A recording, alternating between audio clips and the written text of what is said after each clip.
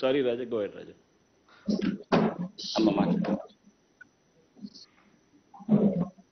నమస్కారం జగనన్న, బాగున్నారా అన్న? అవునమ్మా, థ్యాంక్ యూ తల్లి.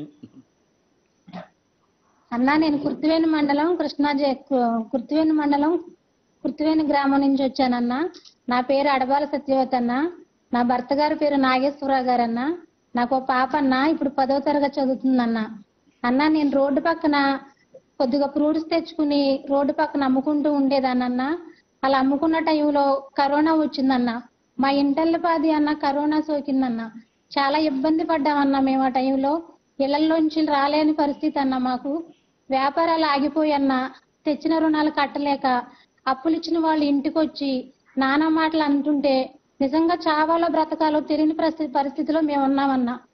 అలాంటి కరోనా టైంలో అన్న రూపాయి కూడా తెచ్చుకోలేని పరిస్థితిలో నిజంగా మీరు హామీ ఇచ్చినట్టుగా అన్న ఆ కరోనా టైంలో కూడా మీరు హామీ ఇచ్చిన ప్రతిదీ కూడా మాకు అమలు చేసి జగనన్న తోడు అని పథకాన్ని మాకు పెట్టారన్న. ఆ జగనన్న తోడు 10,000 అన్న.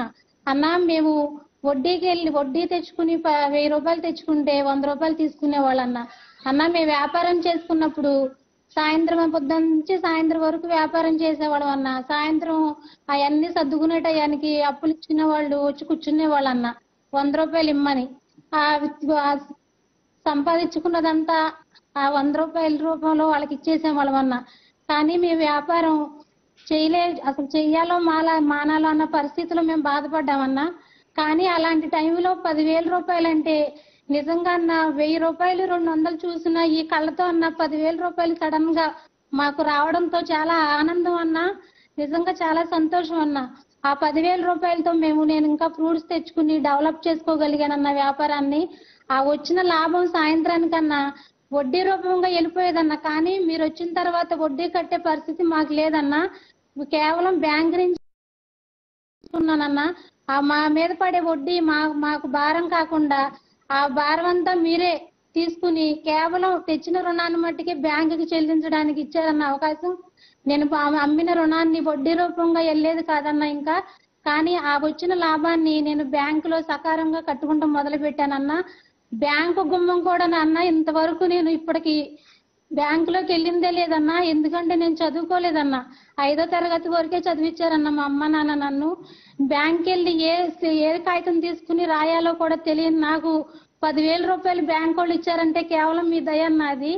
ఆ 10,000 రూపాయలు నిజంగా ఈ రోజు సంతోషంగా కట్టుకున్నానని మళ్ళీ బ్యాంకు వారు నన్ను మళ్ళీ 11,000 ఇచ్చారన్న. మళ్ళీ అది వచ్చిన లాభం దాచుకుని మళ్ళీ బ్యాంకు వాళ్ళకి సకాలంలో చెల్లించానన్న. మళ్ళీ 12,000 తీసుకున్నానన్న. మళ్ళీ తర్వాత 13,000 అన్న. నిజంగా అలా తీసుకుని నేను వ్యాపారాన్ని డెవలప్ చేసుకుంటూ వచ్చానన్న. అన్న, రోడ్డు పక్కన షాపుల ముందు నా భర్త నేను వ్యాపారం చేసుకుంటూ ఉండగా మా ముందు మీరు వద్దు అవతలకి వెళ్ళి పెట్టుకోండి, మాకు షాపుకి అడ్డంగా వచ్చేస్తున్నారని మమ్మల్ని రోజుకు ఒక చాటికి తిప్పించేవాళ్ళన్న. కానీ తీసుకున్న 10,000తోనన్నా నేను సకాలంలో కట్టుకుని బ్యాంకు వాళ్ళకి నాకు అమౌంట్ పెంచారన్న. ఆ అమౌంట్తో వ్యాపారం డెవలప్ చేసుకుని నేను కూడా ఒక షాప్ తీసుకున్నానన్న. అందరిలాగా ఒక షాప్ తీసుకుని నేను కూడా వాండర్గా అక్కడ నిలబడగలిగానంటే నిజంగా కేవలం అన్నా మీ దయ అన్న. ఇప్పుడు నన్ను గెంటేసిన వాళ్ళు లేరన్నా. నా సొంత షాపులో నేను వ్యాపారం చేసుకుంటున్నానన్నా. కేవలం అది మీ దయ జగనన్నా. నిజంగా చాలా సంతోషం అన్న.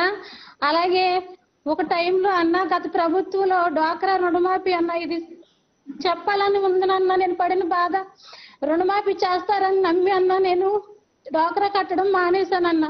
ఆ టైంలో అన్న మళ్ళీ వడ్డీ మీద వడ్డీ వేసి బ్యాంకు వాళ్ళు నాకు నోటీసులు పంపించారన్న. నువ్వు కట్టాలి లేదంటే కుదరదని. అన్న, నేను కాలువ కట్టిన చిన్న ఇంట్లో ఉండేవాళ్ళం అన్న. మేము కట్టలేని పరిస్థితి టైంలో చాలా ఇబ్బంది పడ్డామన్నా. అన్న, నేను కనీసం బయటికి వెళ్ళి తెచ్చి పరిస్థితి కూడా నా దగ్గర లేదన్నా. నా గ్రూపులో ఉన్న వాళ్ళందరూ కట్టేసుకున్నారన్నా. పేద స్థితిలో ఉన్న నేను కట్టలేకపోయానన్నా. చాలా ఇబ్బంది పెట్టారు నన్ను. ఆ టైంలో నా బంధువుల దగ్గరికి నేను వెళ్ళి బాధపడితే వాళ్ళకున్న చిన్న పనిముట్లు నాకు ఇచ్చారన్నా.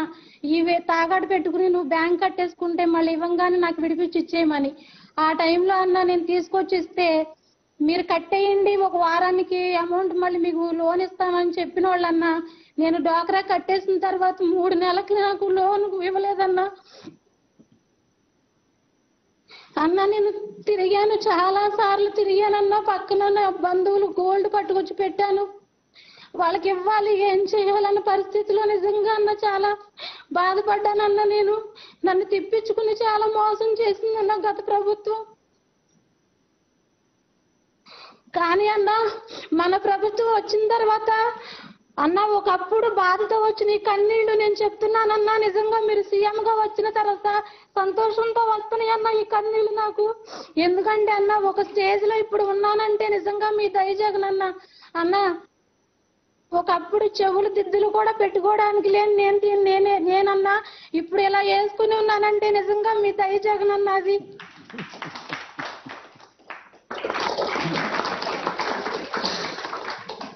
ఎందుకన్నా ఇంకా మిమ్మల్ని వదులుకుంటాం మేము?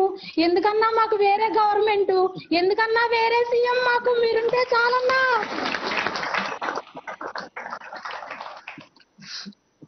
అన్నా నేను మీతో మాట్లాడతానని వచ్చినప్పుడు మా పాప అంది, అమ్మ నువ్వు ఎక్కువ చదువుకోలేదు, మాట్లాడేది జగన్ గారితో చాలా జాగ్రత్తగా మాట్లాడాలని ముద్దు పెట్టి పంపించిందన్నా నన్ను.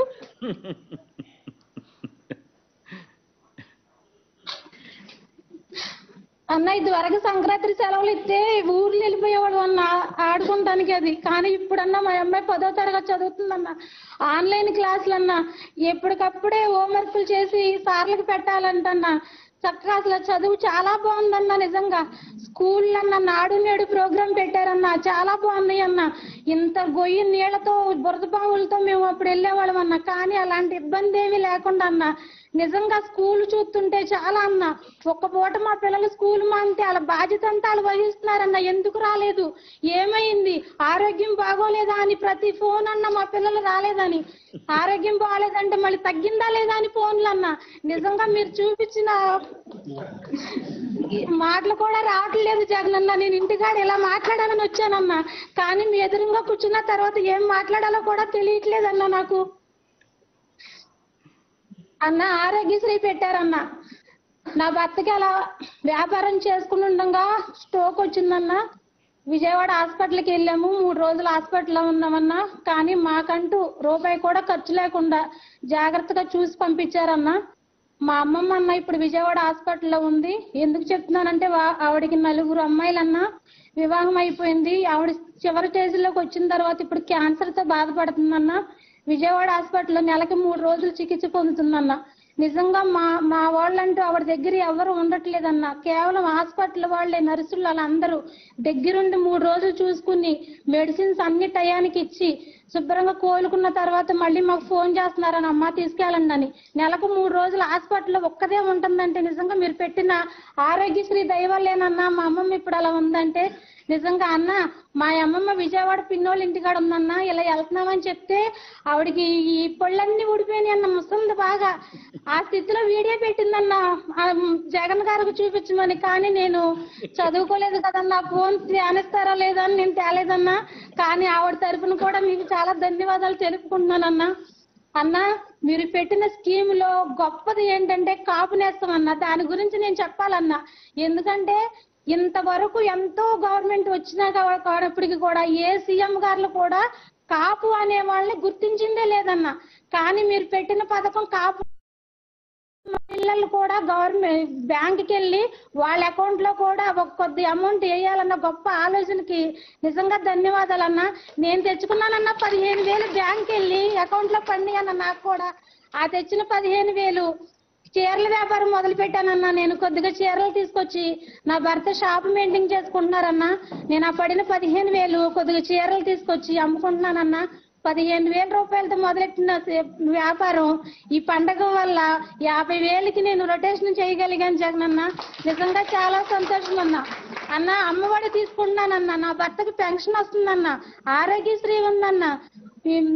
ఇంకా చాలా మీరు పెట్టిన ప్రతి పథకం కూడా నేను పొందుకున్నానన్న. నిజంగా అన్న నేను జ్యూస్ షాప్ అన్నాను, అది చాలా బాగా బ్రహ్మాండంగా ఉందన్న. ఇలాంటి పరిస్థితిలో మా ఆయన గారు ఒకటే అన్నారన్న, షాప్ కట్టేయాలి 4-3 రోజులు అంటే అన్న మనకు ప్రతి ఒక్కటి ఇచ్చారు కాబట్టి ఆయన గురించి చెప్పడానికి నేను ఎన్ని రోజులైనా తిరుగుతానే ఉన్నానన్నా. మళ్ళీ ఆయన పొద్దున 6ంటికి లేపానన్నా. నేను నడువు టైం అయిపోతుంది, మళ్ళీ ఫోన్ వచ్చేస్తుంది మన కరెక్ట్ గా కలెక్టర్ గారి దగ్గర ఉండాలని. ఆయన ఈ టిఫిన్ కూడా పెట్టలేదన్నా, బీపీ టాబ్లెట్ కూడా వేయలేదన్నా ఆయనకి. ఆయన బయట ఏమన్నారు, నేను లోపల ఉండి మాట్లాడుతున్నానన్నా. చాలా అన్న ఇంత గొప్ప